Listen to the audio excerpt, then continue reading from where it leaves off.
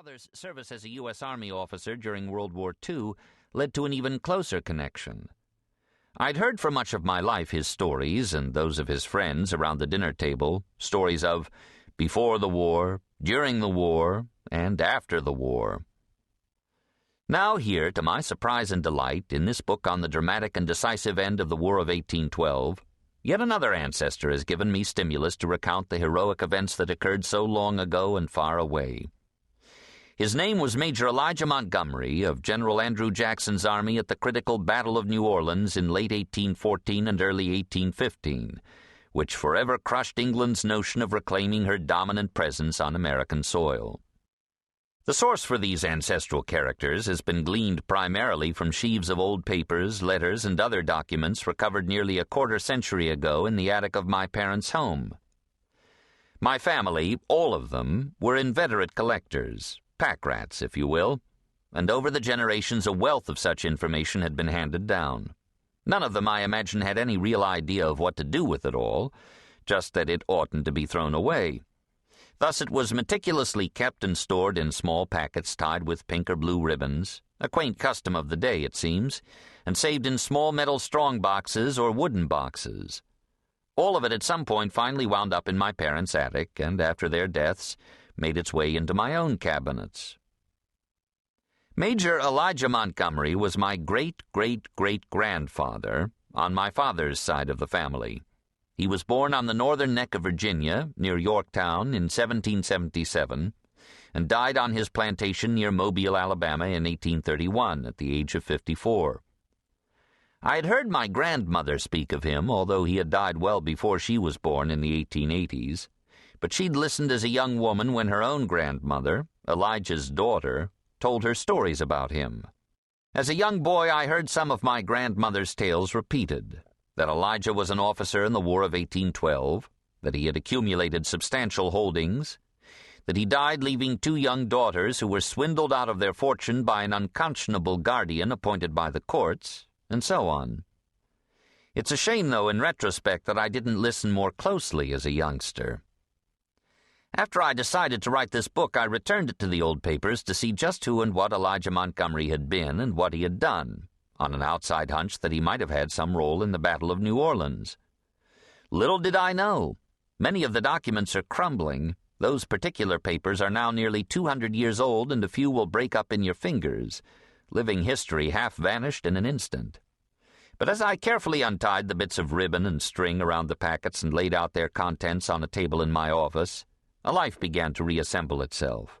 The life of a soldier, a war hero, a Southern planter and father, a man born during the American Revolution who lived in the strange and distant times of ferocious Indians, of slavery and duels, of wars with Englishmen and the birth of a new nation among deep forests reminiscent of Cooper's leather-stocking tales. It seems ironic that some of the papers most useful in reconstructing the life of Elijah Montgomery are court records concerning the disposition of his estate following his death in 1831. You can learn a lot about a man by looking at these things, especially when the laws of probate were such as in bygone days. Anybody who feels a shudder over the so-called death tax today ought to go back and look at probate papers from the mid-1800s. That will really give you a fright. Government people rummaging through your most private stuff. States had no income taxes then, and a principal way revenue was raised was to go after the property of the dead, every scrap of it, to collect the government's share. Elijah must have had a lengthy final illness as the 19th century entered its fourth decade, given the medical bills paid out by his estate after his death. Then, within a few weeks, courts in Alabama appointed assessors and masters who rushed in to pick through and inventory every item of value he owned in this world, as well as to list and tax any moneys he had owed him and record and pay any of his legitimate debts so as to get it all settled, including $45 to the man who built his casket, $965 in today's dollars. Samples of the property we know Elijah possessed in no particular order follow. 5 horses, $925. 1 old horse, $21, presumably destined for the glue factory. 1 stew pan, $1. 10 satin sheets, $20. 4 bottles mustard, $1. 9 feet rope, at 14 cents per foot, $1.26. 1 buff evening vest, $3. 6 pair fine window curtains, $30. 2 5-pound bags of nails, 75 cents. 16 saws, 3 rust out, $12.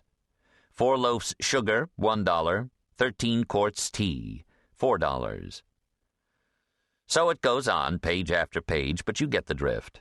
Tables, sofas, and chairs, items in the pantry or the bedroom or the closet, needles and spools of thread, rifles and shotguns, rings and cufflinks, lumber, stands of bricks, pots and pans. The tax assessors overlooked nothing.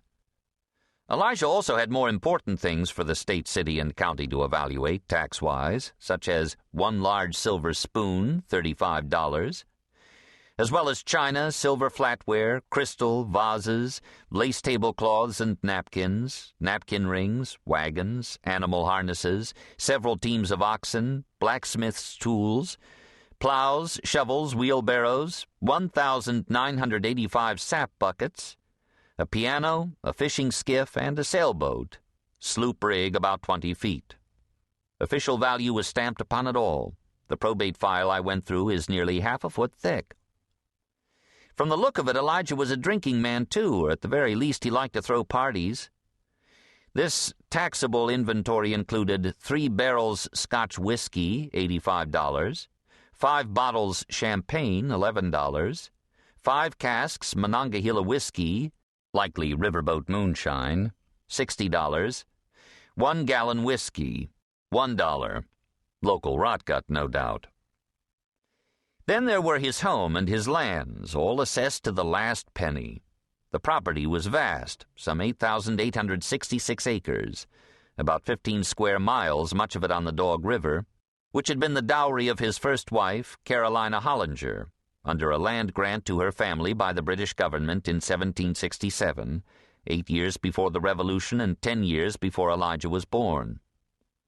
It was here, near Mobile, where I grew up, that after his service during the War of 1812, Elijah settled and established his plantation, where he grew cotton and produced turpentine, sap, and tars for paints, corkings, and related things from the great stands of native long-leaf pines on the property. There were also debts to be paid and debts to be collected by the estate. According to court papers, Montgomery owed $231 to a Mobile tailor shop and $120 to a man who had sold him a racehorse.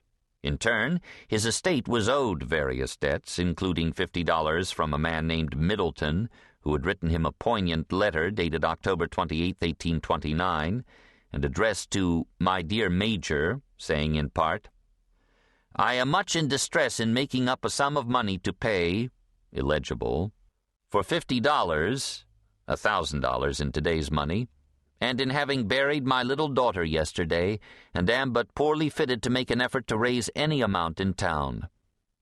Make an effort, my good friend, to let me have the amount.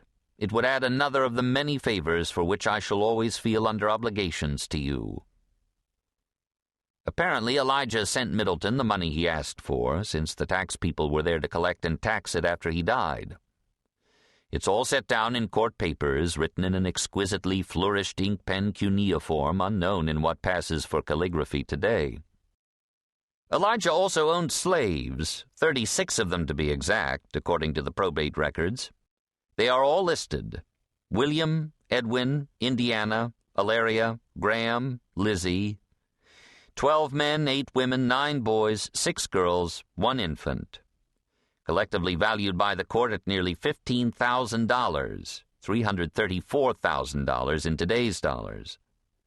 The able-bodied male slaves were valued at $500 each, women at $400, and children not yet in their teens at about $250. There was one, Molly, age about 60, who was valued at only $50, presumably because of her age and because the laws of the state obligated owners to provide care for their older charges. I'm not proud that my ancestors owned slaves, but neither do I subscribe to the historic fallacy of assigning present-day ethics or morals to such a widely accepted practice by people who lived nearly 200 years ago.